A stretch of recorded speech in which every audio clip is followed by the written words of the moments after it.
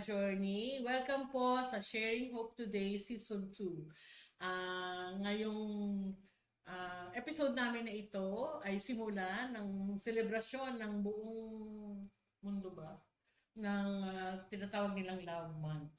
At sa Love Month na ito ay napagplanuhan din namin at pag-isipan din po ng team na ang maging topic namin ngayon ay pagtungkol sa pag-ibig. Kaya bilang unang linggo ng buwan ng pag-ibig ay pag-uusapan natin ang isang klase ng pagmamahal na talagang kakaiba at tunay naman na nakakamangha dahil ito ang tinatawag na unconditional love. At mapalad po tayo na ang magiging resource person natin yan ay isang taong nakilala ko lang at nakita ko lang sa podcast. Hindi ko akalain na darating ang panahon na siya ay in flesh ay nandito na sa ating tabi. At alam niyo po ba,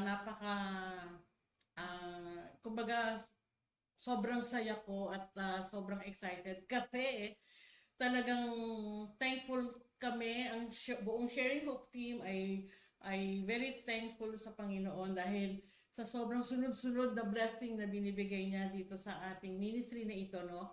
Hindi lang pumasok ang taon na tayo ay napapanood na sa PHMB Radio, lumawak ang teritoryo na pwedeng ma-share natin ang gospel, ma-share natin ang pag-asa sa mga tao. Yun naman ang talagang intention namin.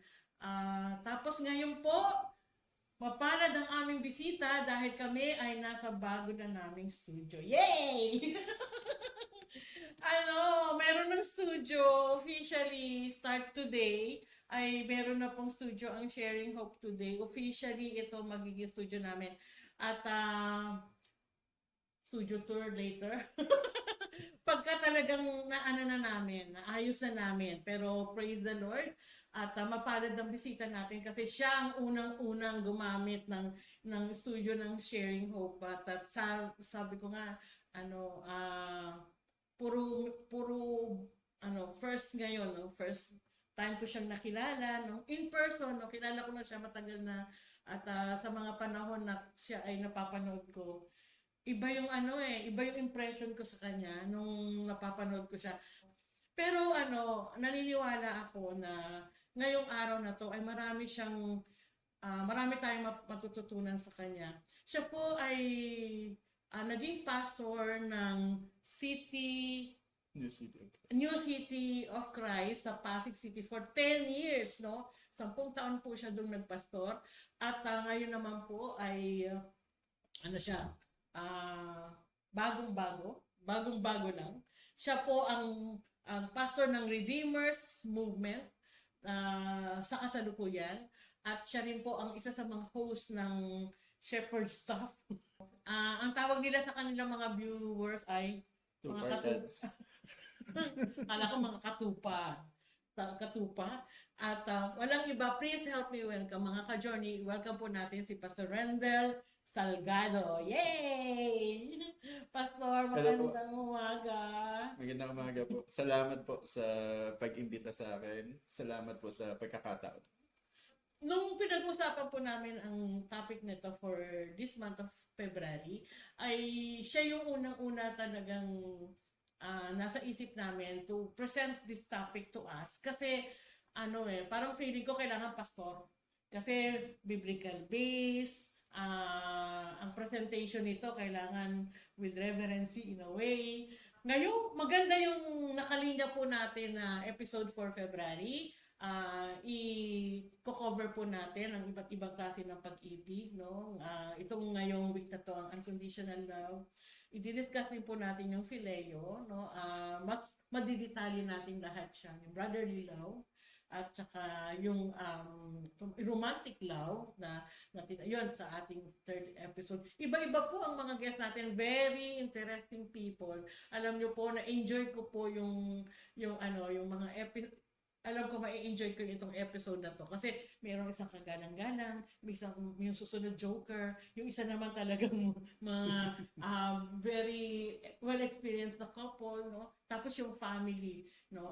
Yung storge na kind of love, no? O yung familial love na tinatawag, no? Pagmamahal ng magulang sa anak, anak sa magulang. Yan ang naka-line up natin. Kaya wag po kayong bumitaw sa ating susunod na mga episode at nawa no kung paano po ito naging blessing sa amin. Sana po ay ito yun yung gusto namin. Anong intention namin? Bakit namin ito gustong i-share sa inyo, ibahagi sa inyo? Ang ating episode ngayon ay dito nagmula ang lahat ng kailangan natin maunawaan sa ating mga buhay. Dito tayo dapat umaangkla. Ito ang klase ng pagmamahal na parang kahit na sinong tao ay walang kayang ibigay sa atin. Hindi nila ito kayang ibigay sa atin, kundi tanging ang Panginoon lamang. At mas mauunawaan natin ang topic na ito na bakit siya unconditional? Bakit siya tinawag ng ano bang ibig pang sabihin ng unconditional love, no? Kahit na sabihin natin mahal tayo ni Lord unconditionally, today mas mauunawaan po natin ng mas malalim pa ang kahulugan ng klase ng pagmamahal na ito na ipinagkakaloob sa atin at ino-offer ito sa atin ng ating Panginoon. Kaya naman, kumbaga para umpisahan ng ating kinakabahan alam mo yung kaba ng dibdib niya parang nararamdaman ko dito at saka masyado siyang seryoso, alam mo yung parang celebrity, yung ngiti mo parang yun at yun di ba? Pastor, ako lang to, okay? Ako lang to. Kaya Pastor, pag sinabing unconditional love, ano ba ang ibig sabihin nito? Pwede mo ba itong ipaliwanag sa amin para mas maiintindihan naming lahat? At lalo na yung mga viewers natin na malungkot sila kasi wala silang Valentine's Day.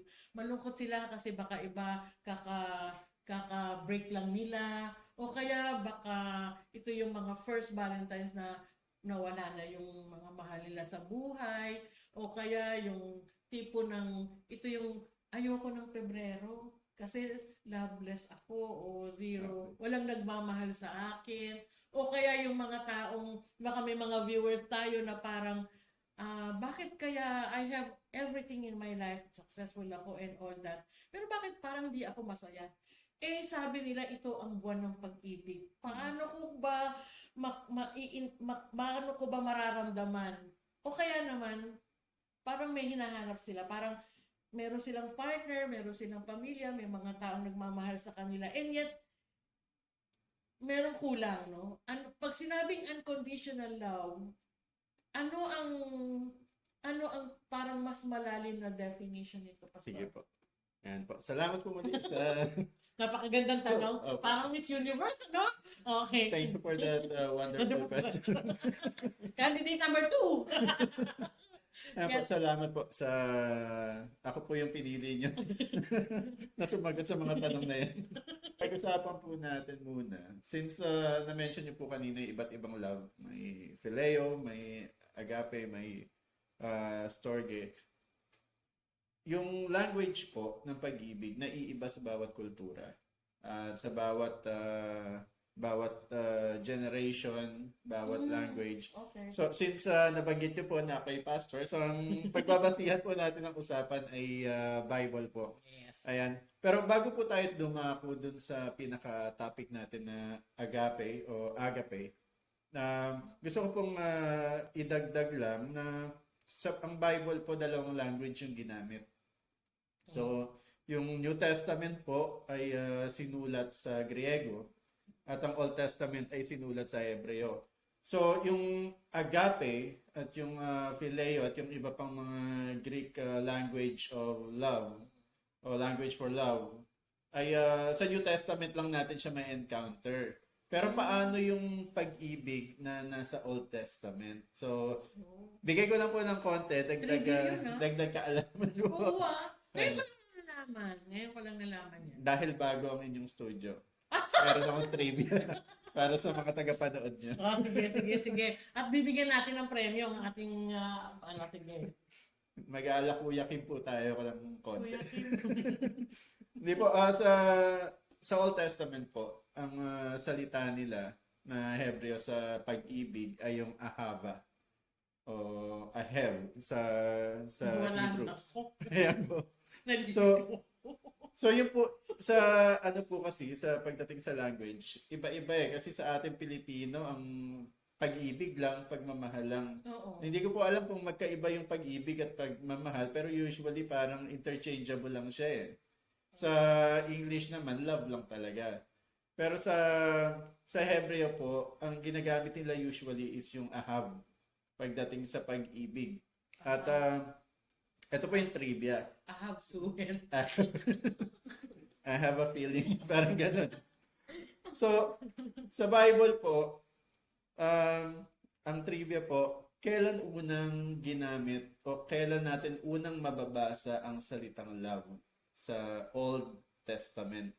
Yung ahav o love. Yan po ay mababasa natin sa Genesis 22, 1 and 2, kung saan inutusan ng Diyos si Abraham na dali ng kanyang anak, kaisa-isang anak na si Isaac, upang ialay sa bundok ng Moriah.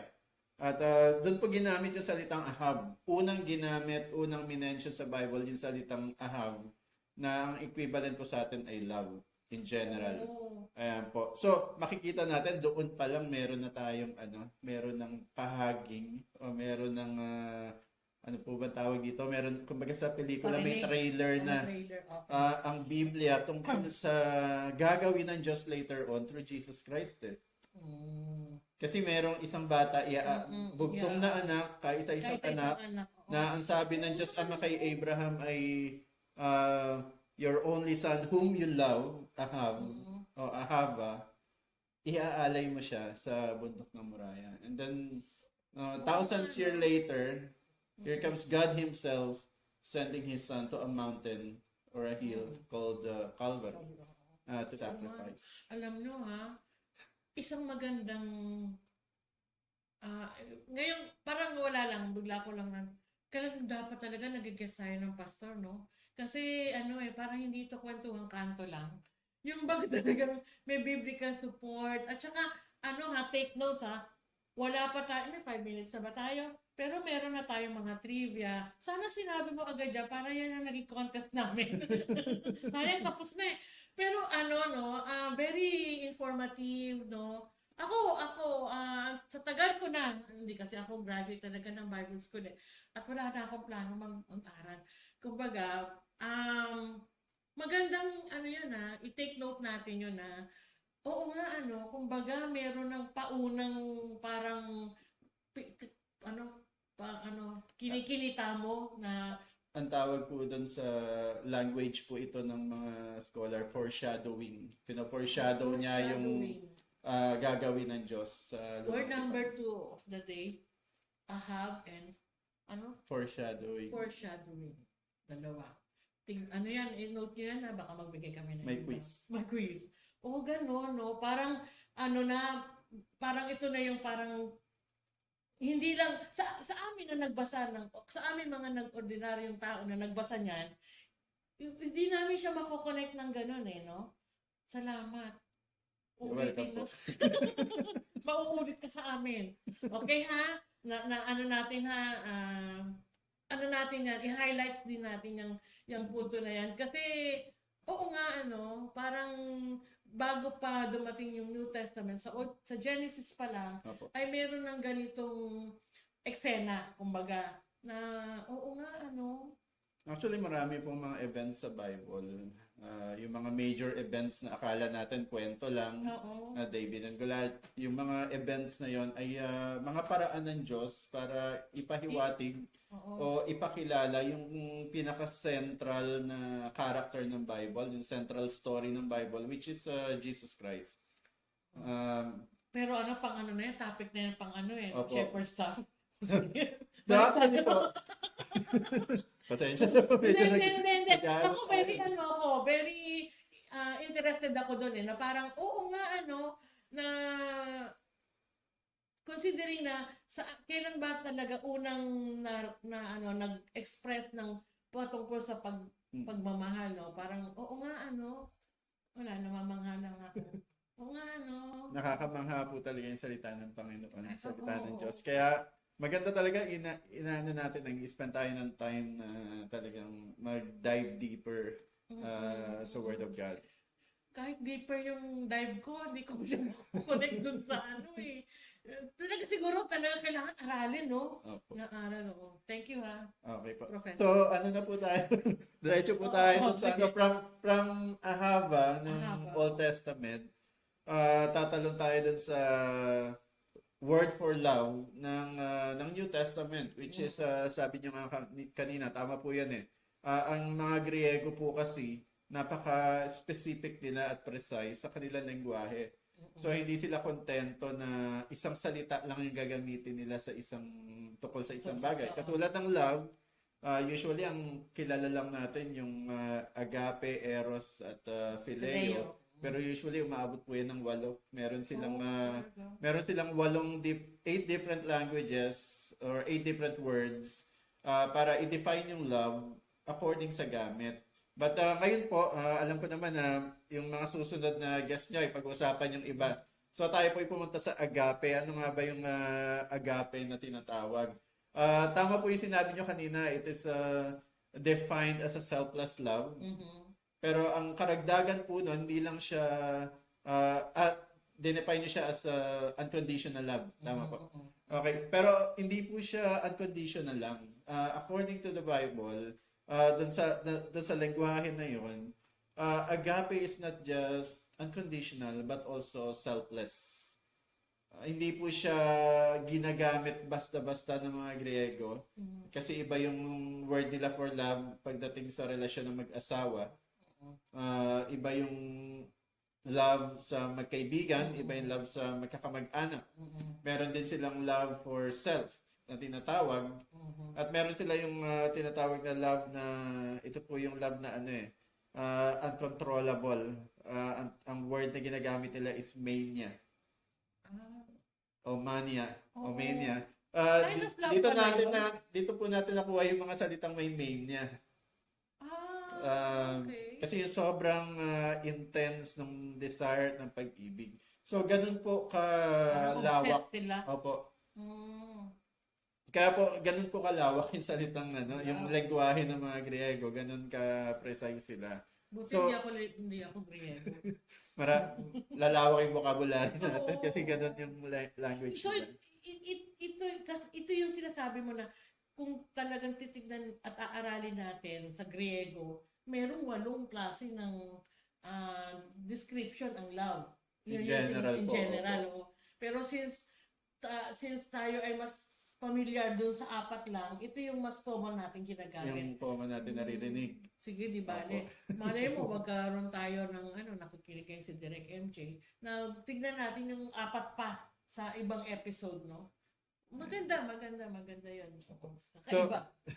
So yung yung agape, siya po ay talagang specifically used kapag tumutukoy sa pag-ibig ng Diyos sa tao.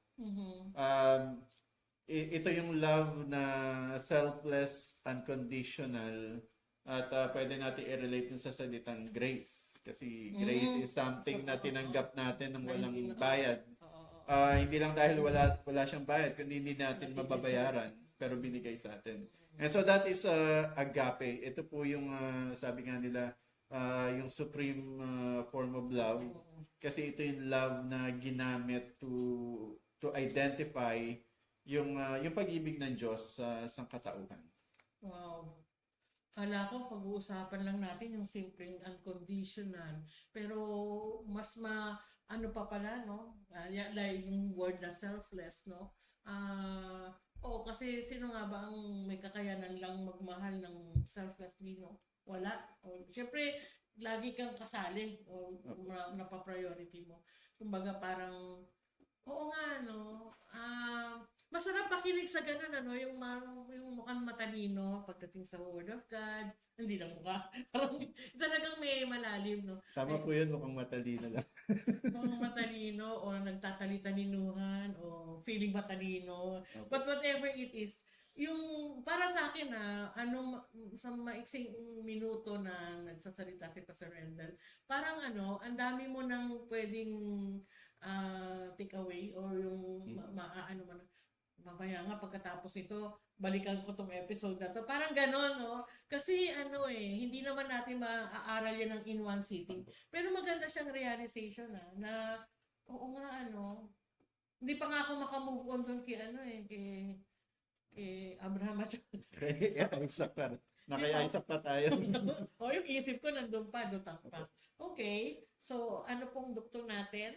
Pero actually po, kung i-connect natin, yung ahaba ng Old Testament na ginamit to describe yung ganong klase ng love is actually equivalent dun sa agape ng New Testament. Okay. To define a love that keeps on giving, a love that doesn't take back.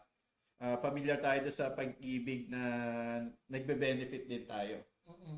We love the things that loves us back.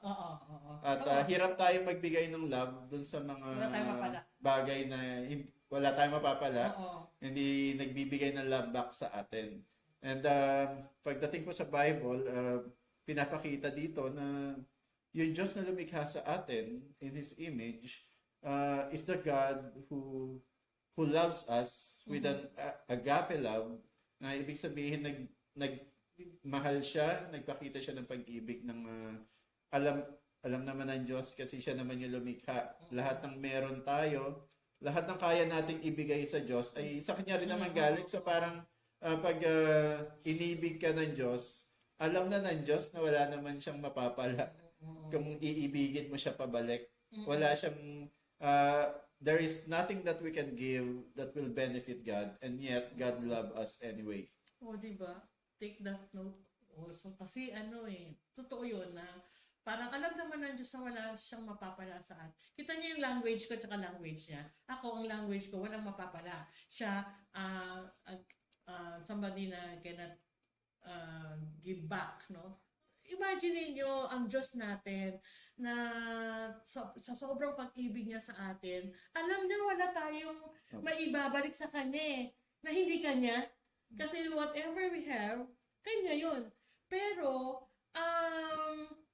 and yet mahal niya tayo. And yet, buo, ang pagmamahal niya sa atin, genuine, totoo, walang kondisyon, walang requisite, walang requirements. Alam niyo yun? Yung parang nakakapanliit, no? Na parang, Lord, sino naman ako? Na para mo ako mahalin nang wala naman ako, ganito nga ako, marumi ako, makasalanan ako, dami kong palpak. Ito, miserable ang buhay ko. And marami na akong consequences na hinaharap because of my own mistakes and failures and wrong decisions, no? And yet, ito ka pa rin, no? Na nagmamahal sa amin. Oo nga, So, wala rin akong kilalang ganung tao na mamahalin kita nang wala akong aasahan from you. So, usually, pag sinabi mo, bakit mahal mo tong girlfriend mo? Kasi maaalalahanin siya. Naaalala ko yun, bakit ka nag-decide na pakakasalan mo itong taong to? Ang sagot ng lalaki ay, kasi siya yung nag-a-assist sa akin, kasi maalalahanin siya. Ibig sabihin, yung pagmamahal niya, may kondisyon. At ang nakita niya na, papakasalan ko to kasi ito yung nagbibigay sa akin ng pag-aasik. Oo nga, That's a very human nature. Oo. Likas na likas atin yun. Laging meron dapat tayong makukuha. Kapag tayo nagbigay ng pag-ibig, dapat meron tayong mabe-benefit from that. Oo, buti na lang dito ka sa topic ng agape kasi baka itanong ko sa'yo, ano naman dahilan, bakit mo pinakasalan yung asawa mo? Di ba? Iba yun, iba yun. Actually, dapat ang tanong doon, Ano? ano yung naisip ng asawa ko? Bakit niya ako pinakasalan? Sabi sa inyo, joker din to eh. No? Kunyari lang siya. Hayaan mo, sana makilala ko siya. Opo. At yan ang una kong tanong. Ay, nasa sa inyo po yan. Abangan ko at ichichika ko sa inyo kung ano sagot. So, pagdating sa agape, kumbaga dito sa klase ng pagmamahal na to, Pastor, ang sinasabi mo talaga sa amin ay kailangan nating maunawaan ng mga viewers natin na ito yung klase ng pagmamahal meron ng Diyos sa atin. Opo. Tama po ba?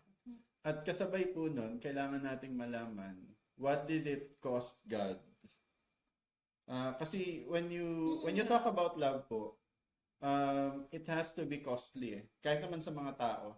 Kapag talagang umibig ka sa, halimbawa, umibig ka sa iyong pakakasalan, hindi ka mag-aatubili na gumastos eh.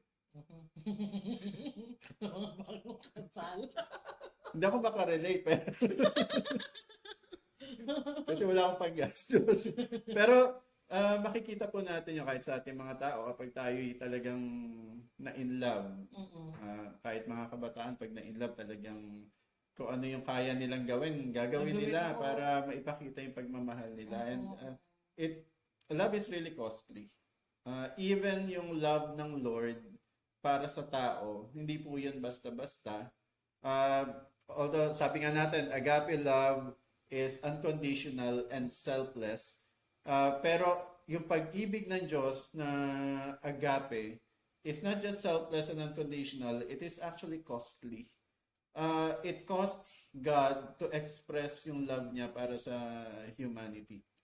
Para sa mga taong mananampalataya sa Kanya. If you will allow me po, I'm going to share some Bible verses since tayo naman po ay Bible yung ating basehan ng ating mga pinag-uusapan. Merong isang Bible verse na talagang paborito ko po, yung Romans 5:8. Romans 5:8 says that, but God demonstrates His own love towards us, agape, that in that while we were yet sinners, Christ died for us. Napakagandang ito po yung isa sa mga napakagandang verse that talks about the agape love ng ating Panginoon.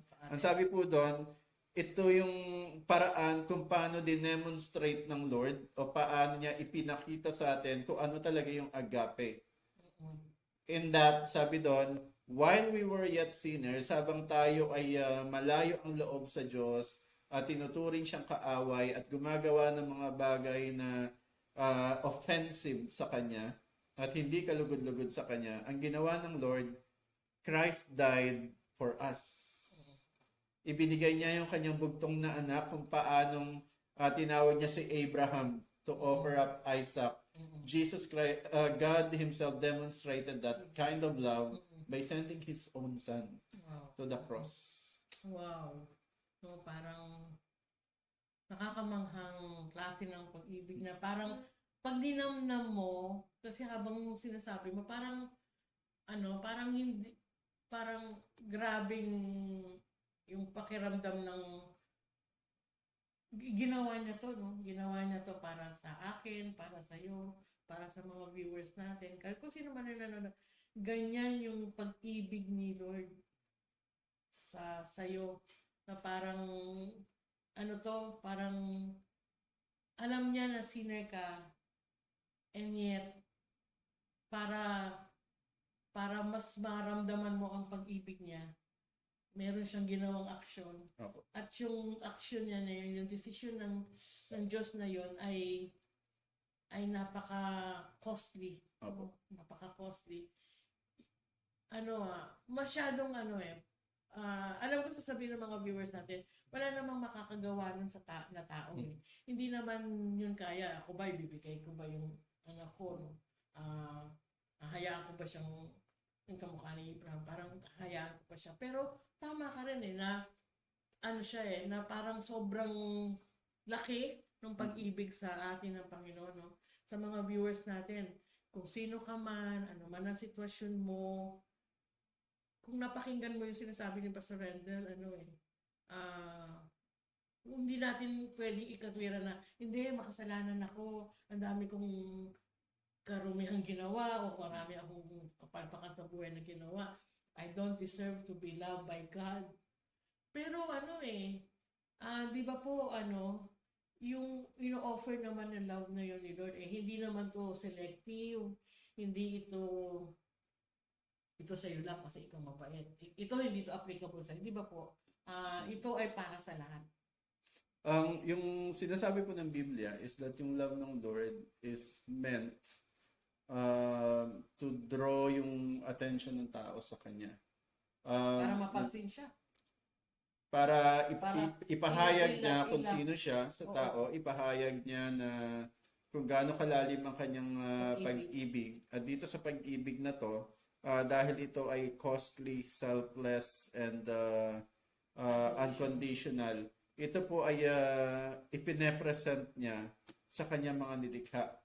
Na isa pa pong aspeto ng agape love is that kung mapapansin po natin sa Biblia, yung pag-ibig ng Diyos, yung kanyang pakikipag-communicate sa tao, ay laging merong involved na covenant o kasunduan.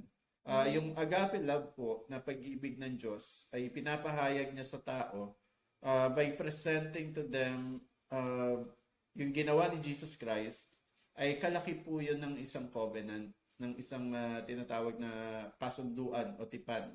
Kaya nga ang Biblia may lumang tipan, may bagong tipan. Yung bagong tipan ay tipan sa pamamagitan ng dugo ni Kristo.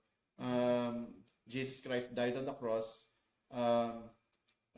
died for the sins, died for sinners, at ito po ay sacrificial, ito po ay intentional, hindi po biktima si Jesus Christ na walang kamalay-malay na dinala sa Calvary. Jesus Christ, nung siya po ay nagkatawang tao, alam niya po yung kanyang misyon. Alam niya na ito ang gagawin niya pagdating sa cross, alam niya kung ano yung gagawin niya sa cross, alam niya kung ano yung pagdadaanan niya. So, that was very intentional. At ito po ay intentional dahil ang kalaki po nito ay covenant. Na ang ibig po sabihin, ang panawagan ng Biblia is that ganito kamahal ng Diyos ang mga makasalanan na ibinigay niya ang kanyang bugtong na anak para mamatay sa krus bilang kabayaran ng kanilang kasalanan at para ibigay yung kapatawaran sa sino mang mananampalataya sa kanya. Ibigay ang kapatawaran sa sino mang mananampalataya sa kanya. So, yun yung parang kondisyon. Opo. Kasi God, hindi siya condition, but siya po yung masasabi natin na a way for God to express His love more to you. Kapag ikaw ay nanampalataya kay Jesus Christ, you are entering into a covenant With God. With God. So, kaya nga po, di ba, may mga nagsasabi, we read verses that says God is a jealous God. So, sasabihin ng iba, kala ko ba masama ang magselos, kasalanan ng pagsaselos, pero bakit ang Diyos ng Biblia ay sinasabi na jealous God? Yung jealousy po kasi na yon ay hindi yung katulad ng jealousy natin kasi yung jealousy ng tao makasarili. Minsan kahit wala tayo sa lugar, nagseselos tayo dahil ayaw nating i-share yung iniibig natin sa mga kabataan. Sa mga matatanda din. Sa mga matatanda din. Sa lahat ng tao, yung napaka-selfish ng understanding natin sa jealousy. Pero kasi yung jealousy na yon na binabanggit sa Biblia is because una ginamit yun sa Israel. God is a jealous God to them because God has a covenant relationship with them. And then sa atin, sa pagdating natin sa bagong tipan, we enter into a new covenant with the Lord through the death of Jesus Christ. And therefore, kapag ang Diyos ay kapag tayo ay nagpakita, tayo ay umibig, nanampalataya kay Kristo, tayo ay sumunod sa Kanya bilang Kanyang taga-sunod, bilang kinilala natin siya bilang Panginoon at tagapagligtas, tayo pumapasok sa isang covenant relationship with the Lord. At because of that, God has every right to be jealous because Oo. meron tayong covenant Covenant relation. sa kanila. Parang sa mag-asawa po, sabi nga merong karapatan na magselos ang husband or ang wife because they are in a covenant relationship. Nangako sila sa isa't isa na sila lang ang magmamahalan. Okay po, sila ay pumasok sa isang covenant relationship. That's the same way between God and His children. Okay po. So ngayon, mas maintindihan natin ng ibang klase ng definition yung jealousy when it comes to human or sa mga ordinaryong taong tulad natin. Kasi parang isa yan sa mga tanong ng pilosopo na akala ko ba ang character ng Lord ganito, huli siya, ganyan. Pero bakit meron siyang character din ng magiging seloso? Ito mas maiintindihan natin at magandang ginawa ng example, no, yung ang covenant natin nung tinanggap natin ang ating Panginoon kasi since sa kanya nanggaling yung kaligtasan natin at nire-recognize natin kung ano yung meron siya, para rin yun na siguro mas pinakamalapit na pwedeng illustration. Dahil kayong mag-asawa ay nagsumpaan na at kayo ay nagpirmahan na, kaya parang may karapatan kayo. Ikaw ay akin, ako ay sa'yo. Ganon din sa relationship natin kay Lord, no? Na dahil tayo ay binili na ng kanyang dugo, na tayo ay nilinis niya na, pinatawad niya, nilinis niya, at ginawa niyang anak niya. Nagkaroon ng karapatan tayo para maging anak ng ating Panginoon. Siya ang may pag-aari dapat sa atin. Kaya nga kahit yung katawan natin, di ba? Parang may instruction ni si Lord na kailangan ingatan mo yung katawan mo. Kasi yan ay kasama yan sa binayaran ko. Oo nga. Mas naiintindihan na natin bakit yung pagiging jealous God is hindi siya negative. Parang merong, hindi lang parang, talagang sadyang may karapatan ng Diyos over you. Kasi nga, ang presyong binayaran niya para sa'yo, sa kaligtasan mo, ay hindi basta-basta matatawarang presyo.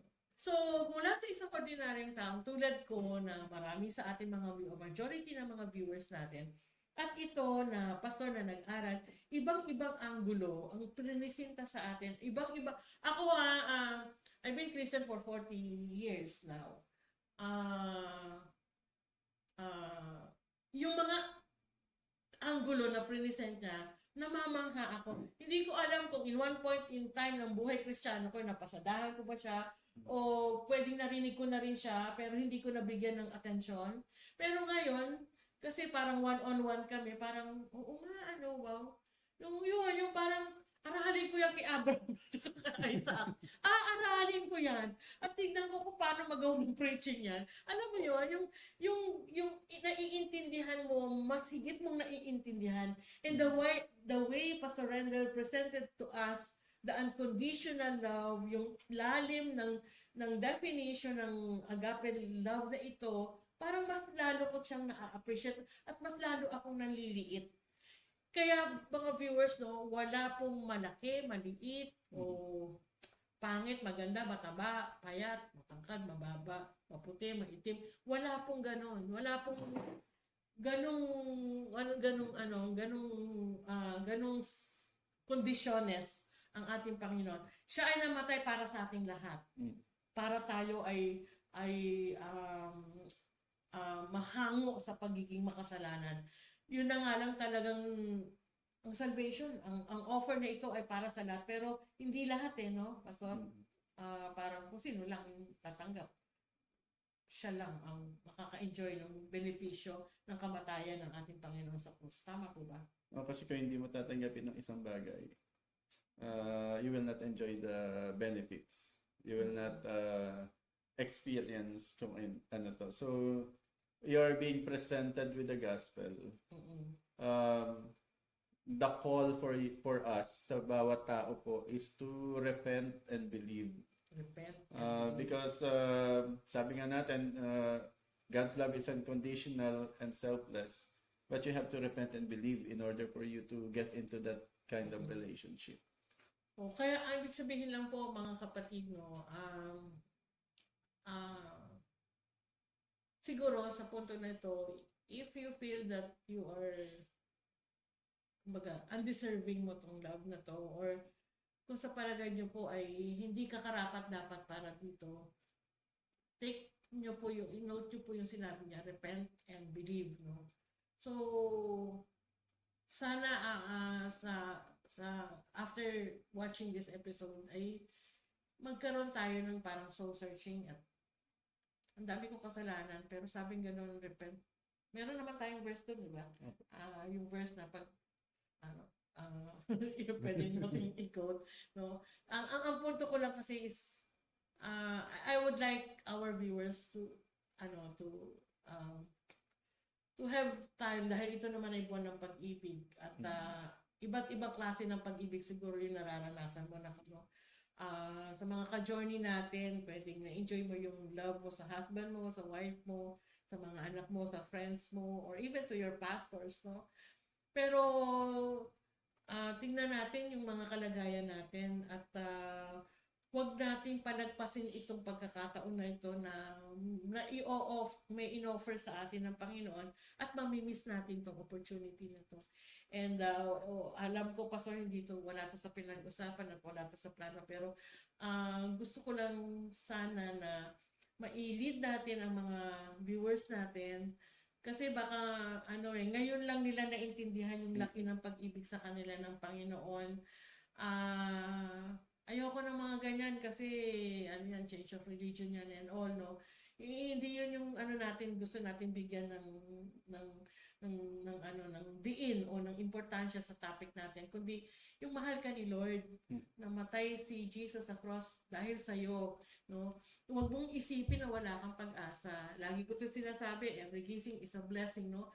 Each time na nagigising tayo, binibigyan tayo ng pagkakataon ng Panginoon na ma-enjoy natin yung pag-asa. Binibigyan niya tayo ng opportunity para matagpuan natin ang sarili natin sa puso ng Diyos, no? Ano man yung pinagdadaanan mo, ano man ang problema mo, ano man yung malungkot ka man sa mga panahon na ito kasi wala kang love life o walang nagmamahal sa'yo, or feeling mo yung taong minamahal mo, initsapwera ka, itinapon ka, hindi ka binigyan ng halaga, ito ang Diyos. Ito yung pinapaliwanag na ni Pastor Rendell na ito yung meron Diyos na nagmamahal sa iyo ng sobra, na hindi ito hindi ito futuristic hindi ito na sinasabi na ibibigay ko sa inyo kasi naibigay na tapos na. Ang gagawin lang natin is repent and believe, no? Sana after itong episode na to, and I will request Pastor Rendell to lead us in prayer, na malay nyo, no? Hindi naman kayo nanonood ng Sharing Hope today dahil wala na lang kayo mapanood o kasi may nagtag sa inyo somebody para makapanood kayo, or kasi napakiusapan kayo na sumuporta dito, or nadaanan nyo lang ito sa inyong mga Facebook, no? Pero pwedeng ito yung tamang araw o tamang oras, no? Para tanggapin mo naman yung ino-offer ng Panginoon sa iyo, no? Ewan ko bakit ganito yung parang pakiramdam ko, no? Na parang maaaring nanonood ka dahil umaasa ka na from this episode meron kang makukuha pag-asa o pagkakataon, o meron kang inaasahan na meron kang mapupulot, o meron kang inaasahan na learning. And I still believe that the Lord intended and designed this day, orchestrated this day for you to be able to watch this episode for a very valid reason. And that is to accept what is God offering you today, no? Kaya, Pastor Rendell, can you give us yung gano'n ka-importante ang salvation, And then, diretso na po sa prayer. Yeah. Okay po. Ilang beses niyo po narinig kanina na sometimes we feel unworthy sa pag-ibig ng Diyos. Gusto ko pong ipaalam sa atin lahat ang isang katotohanan na we will never be worthy sa harap ng isang banal na Diyos. Pero yun po yung kagandahan ng Ebanghelyo. Yun po yung kagandahan ng agape love ng Diyos. You don't have to be worthy. Hindi mo kailangan mag-effort dahil kahit anong effort ang gawin mo, hindi natin maaabot ang kaluwalhatian ng Diyos. Sabi sa Romans 3:23, all have sinned and fall short of God's glory. Whatever effort we try to exert, hindi nun maaabot yung napakataas na standard ng kabanalan at kabutihan ng Diyos. That's the good thing about the gospel. That's the good thing about the love of God. You don't have to. You don't have to be worthy. You don't have to exert your effort. The only thing that you need to do is to answer the call of Jesus Christ. Katulad ng panawagan ni Jesus Christ sa Matthew 11, "Come to me, all of you who are weary and heavily laden, and I will give you rest." Ito po ay panawagan sa mga tao na masyado na pong nababurden ng kanilang konsensya dahil sila po ay laging pinapangaralan tungkol sa kanilang pagiging makasalanan at sila po ay binaburden ng kanilang religion na kailangan nilang gawin to, kailangan mong gawin to para maging katanggap-tanggap ka sa Diyos. Yun po yung konteksto na ng panawagan ni Jesus Christ. Bitawan nyo ang lahat ng yan. Ang kailangan nyo lang ay ako. Jesus said, "I am the way, the truth, and the life. No one can come to the Father except through me." Yun po yung panawagan ng Panginoong Jesus. Come to me. Hindi mo kailangan ng kahit ano paman. Hindi mo kailangan gawin ng kahit ano paman. Ang kailangan mo lang ay lumapit kay Kristo. Hindi ko po alam kung ano yung mga pinagdadaanan ninyo ngayon. Hindi ko po kayo kilala personally. Hindi ko po kayo nakikita. Pero nakikita po kayo ng Diyos ngayon. At ano man yung laman ng kalooban natin, pwede natin sabihin, siguro yung nakaraan ko ay masyadong madumi para sa kapatawaran ng Diyos. Yung mga nagawa ko sa buhay ay hindi kayang patawarin ng Diyos. Yung aking kabigatan at mga pinagdadaanan ngayon ay wala ng solusyon at hindi ako kayang tulungan ng Diyos. Ang sinasabi po ng Biblia ay sa sobrang laki ng pag-ibig ng Diyos, mga kapatid. Sabi sa Romans 5:8, "While we were yet sinners," habang ikaw ay nandito sa kalagayan na ito na sinasabi mong walang pag-asa at walang kapatawaran, ang sabi ng Biblia, Christ died. Mga kapatid, so ang kailangan mo lang gawin ay maniwala ka na si Jesus ay namatay sa krus ng Kalbaryo so that forgiveness will be made available for you. So panawagan ko ngayon, kapatid ko, ikaw ay nanonood sa iyong kinaroroonan, saan ka man naroroon ngayon, there may not be a better time or there may not be another time for you to come to Jesus. So I'm inviting you to come to Jesus as honestly as you can, as honestly as your heart can. Ihayag mo ang puso mo kay Kristo. Sabihin mo, Panginoon, makasalanan ako at wala akong karapatang lumapit sa iyo. Pero dahil sa iyong biyaya at pagmamahal, ako ay tinatawag mo. At dahil dyan ako ay lalapit. Kung hindi niyo po, kung gusto niyo po ng tulong, ano ba yung sasabihin ko kay Kristo? Maaaring this is the person you're going to pray. Pwede niyo po akong samahan sa isang panalangin. At ang nais ko po ay, kung kayo'y mananalangin, ipanalangin niyo po ito ng buong puso. Yung talaga nanggagaling sa inyo. I may assist with the words, pero yung pong kalooban ay dapat nanggagaling sa atin. Tayo po ay pumikit saan man tayo naroroon at tayo po ay lumapit sa mahabaging trono ng Diyos. Ama namin Diyos, lubusan niyo nga po kaming nakikilala. Hindi po aksidente na kami ay nanonood ngayon. Hindi po aksidente, O Diyos, na dinala niyo ko upang manood sa programang ito. Panginoon, salamat. Dahil sa iyong biyaya, binigyan niyo ako ng pagkakataong marinig ang mga salitang ito. Panginoon, kinikilala ko po ang aking sarili na makasalanan. Inaamin ko po ang aking mga pagkukulang at tinatanggap ko po na bilang isang makasalanang tao ako ay hindi karapat-dapat sa inyong harapan, bagkus karapat-dapat sa kaparusahan. Ngunit Panginoon, salamat po dahil sa labis na pag-ibig ninyo, ibinigay niyo ang bugtong na anak ninyo na si Kristo upang mamatay sa krus. Upang ang lahat ng mananampalataya sa Kanya ay magkakaroon ng buhay na walang hanggan at tatanggapin ninyo sa isang relasyon na pangwalang hanggan. Panginoon, kinikilala ko si Kristo bilang Panginoon at tagapagligtas ng buhay ko.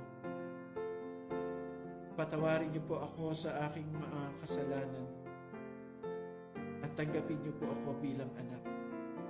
Isinusuko ko po ang buhay ko kay Kristo at kinikilala siya mula sa araw na to bilang tagapagligtas ko at bilang Panginoon ng buhay ko. At ayon po sa inyong biyaya at pag-ibig, humihingi po ako ng kalakasan na ako po ay makapamuhay ng merong pag-ibig, ng merong kapayapaan at kagalakan dahil po sa inyong pag-ibig sa akin. Maraming salamat po sa biyaya ng buhay.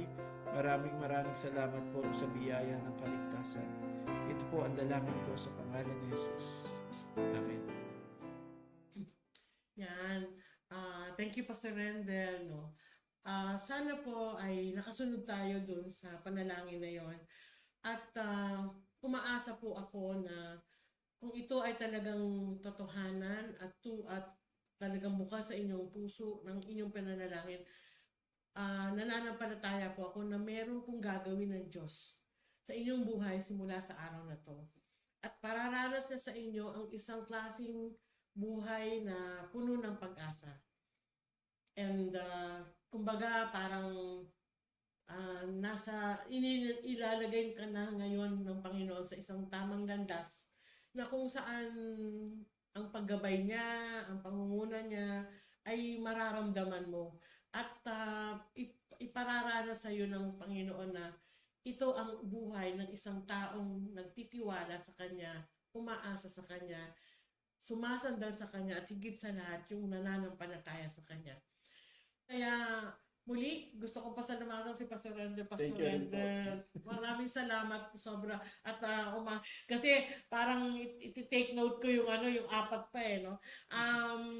Marami pong salamat ang layo pa po ng pinanggalingan ni Pastor, pero ganun talaga no, pagka willing ka magpagamit no.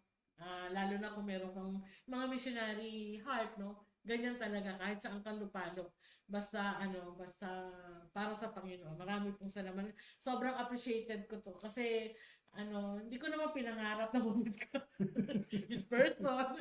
Pero parang ang galing ng Lord no na mag-orchestrate ng mga bagay-bagay. Kasi na-enjoy ko na yung podcast niyo Parang sabi ko, ewan ko, kasi mapag-comment din ako kasi yung topic niyo no puro sa tungkol sa mga pinagdadaanan ng buhay pastor sila no. Kaya kung kayo po ay pastor, assume na ba bibigyan ko ng pagkakataon si pastor para i-promote yung kanilang podcast, pastor?